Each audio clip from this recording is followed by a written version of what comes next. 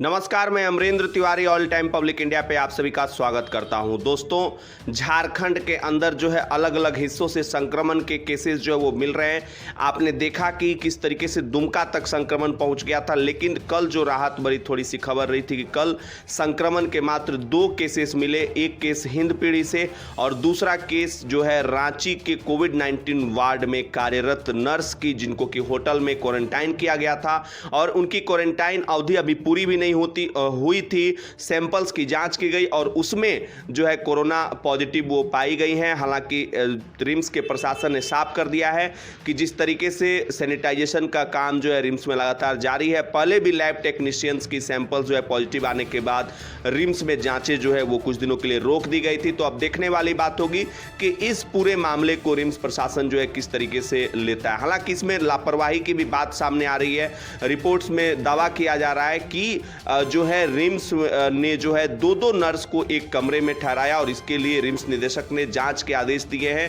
उन्होंने साफ कहा है कि पहले शुरुआती तौर पे एक कमरे में एक नर्स को ही ठहराने की इजाजत आईसीएमआर की गाइडलाइंस के मुताबिक थी, लेकिन स्थितियां जो है अब कुछ इस तरीके से आ रही है। चलिए बढ़ते अगले महत्वपूर्ण अपडेट की तरफ। मिथिलेश ठाकुर साहब के एक ट्वीट से विवाद खड़ा हुआ था। हालांकि वो जो ट्वीट था उसमें ये बात कही गई थी कि लुधियाना से ट्रेनें जो है वो चलाई जाएंगी और इसको लेकर जो लुधियाना जिला प्रशासन ने सख्त हिदायत दी। उन्होंने साफ कर दिया कि जो है इस तरह के ट्वीट से अफवाह नहीं फैलाएं और वहां पर ये कहा गया था कि ट्रेन चलाई जाएगी, इसके लिए तमाम मजदूर तैयार रहे। हालांकि भाजपा ने जो है आरोप लगाया है कि मंत्री जो है इस तरह के ट्वीट्स ना करें। अब देखने वाली बात होगी कि मिथिलेश ठाकुर साहब ने जो ट्वीट किया इसके संदर्भ में उन्होंने पलटवार किया कि अगर ट्रेनों को रिशेड्यूल किया गया है तो इसकी जानकारी जो है केंद्र सरकार के पास होगी और रेलवे मंत्रालय के पास होगी। आप लोगों को उनसे पूछना चाहिए।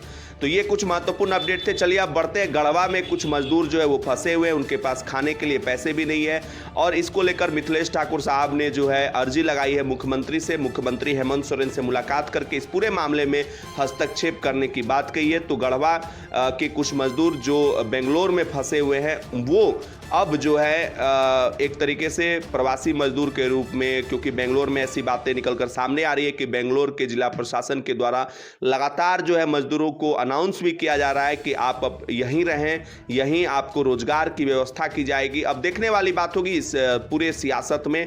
बेंगलोर से जो खबर आएगी वो हम आपको अपडेट करते रहेंगे। बढ़ते अगले महत्वपूर्ण फैक्ट की तरफ। हिंदपीढ़ी में जो है कुछ लोगों पर कार्रवाई भी की गई है जो बिना मतलब के बाहर सड़कों पर घूम रहे थे और हिंदपीढ़ी में अब बदलाव की भी बयार एक तरीके से बढ़ रही है। वहाँ के लोग जो हैं खुद सरकार के कॉलिंग नंबर पे कॉल करके सैंपल्स देने की बात कर रहे हैं। तो एक तरफ जो शुरुआती तौर पे हिंदपीढ़ी में ये बदनामी हुई थी कि वहाँ पर मेडिकल स्टाफ के साथ लोग सहयोग नहीं कर रहे थे, तो अभी फिलहाल जिस तरीके से बातें आ रही है उससे जो है उम्मीदें और बढ़ गई है और इसके रिगार्डिंग जो भी अपडेट आएगा वो हम लगातार आपके बीच देते रहेंगे।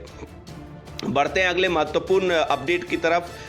शिक्षा मंत्री जगन्नाथ महतो साहब ने स्पष्ट कर दिया है कि निजी स्कूलों को फीस जो है वो नहीं लेनी चाहिए। हालांकि कांग्रेस के बोल झामुमो से थोड़े अलग हैं। कांग्रेस का ये कहना है कि अगर स्कूल फीस नहीं लेंगे तो फिर वेतन संबंधी दिक्कतें जो है वो सामने आएगी और स्कूल के कर्मचारियों को वेतन कहां से दिया जाएगा। अब इस पे देखना है, हेमंत सोरेन के पास जो है ये मामला पहुंचा हुआ है और अब देखना है कि इस पर मुख्यमंत्री जी क्या कार्रवाई करते हैं। बढ़ते अगले महत्वपूर्ण अपडेट की तरफ।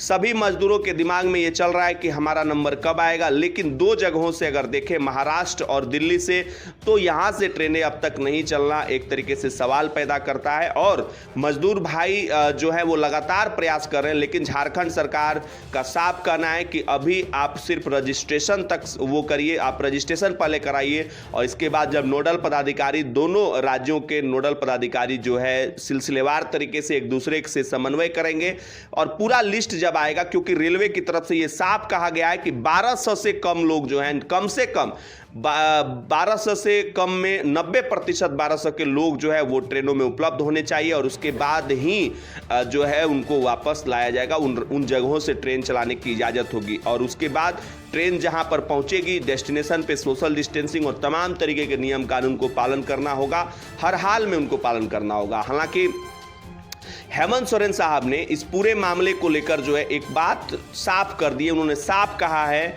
कि सरकार जो है एक एक मजदूरों को बाहर से लाने के लिए प्रतिबद्ध है और ये पूरी प्रक्रिया तब तक चलेगी जब तक कि झारखंड के एक एक मजदूर जो है वो नहीं आ जाए।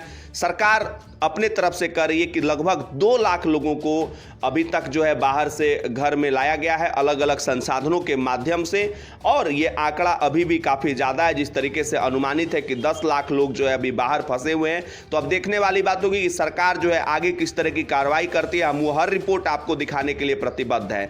और रोजगार संबंधी जो है बातें निकलकर सामने आई और अभी एक सरकार ने कहा है कि मजदूर भाई जो बाहर से आ रहे हैं पहले अपना होम क्वारंटाइन पूरा करें। उस अवधि के पूरा करने के बाद जो है मनरेगा जॉब कार्ड्स जो है वो बांटे जाएंगे और जिन मजदूरों ने पहले होम क्वारंटाइन की अवधि को पूरा कर लिया है उनको मनरेगा के जॉब कार्ड्स जो है लगातार बांटे जा रहे हैं। इससे क्षेत्र में, इससे प्रदेश में एक तरीके से उम्मीद भी बंधी है कि मजदूरों को रोजगार जो है यहीं पर मिलेगा। बहुत बहुत शुक्रिया आप सभी को। रिपोर्ट अगर अच्छी लगी तो जरूर इसको लाइक कर दीजिए, चैनल पर नए चैनल को सब्सक्राइब कर लीजिए। ऑल टाइम पब्लिक इंडिया देखते रहिए। आप सभी को अमरेंद्र तिवारी का शुक्रिया। जोहार झारखंड।